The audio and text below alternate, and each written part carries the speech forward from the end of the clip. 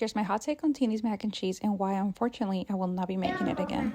So first off, we had to grate our own cheese, which is a non-negotiable, we all know that. But someone who lives with me kept coming over and stealing the cheese. I was already making only half of the recipe, so I feel like I ended up with less cheese than what I needed. And the cheese issue does not end there because somehow I also ended up grating my own finger. And this is when I started to realize that it was probably not my day. So I got started on cooking my pasta, which again, I only used half of the bag.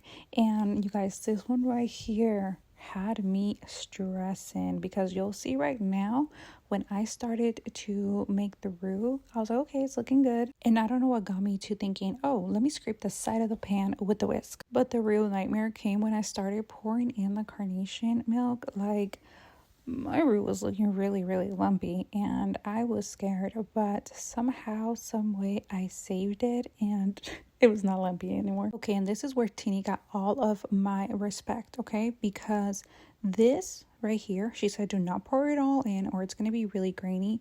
You guys, I was working up a sweat. So please do not piss her off because she's pregnant with twins and she's probably tired of teaching us how to make mac and cheese every single year. Well, of course, I tried my hardest not to mess this up. I was absolutely determined to make this right, but somehow, some way, I managed to forget a very special ingredient in this recipe, the Dijon mustard. And you guys know how we're supposed to pour in the other half of the seasoning after we finish the roux? Well, I also forgot that too. And I was hoping and praying that I didn't mess up the whole recipe by doing this, but it was actually really good. And you know I had to do that sound check because she said it needs to sound like good what? Anyways, this was my favorite part right here, just putting it in the oven and not looking at it for a moment because I was a little bit nervous about how it was all going to turn out. And if you had made this before and you made it right, you know that it is actually one of the best mac and cheese you will ever taste. But I told myself the next time I make this, I need to be in condition because good Lord, it was giving me anxiety. I feel like this is equivalent to making tamales, so I will not be signing up myself to make mac and cheese this year.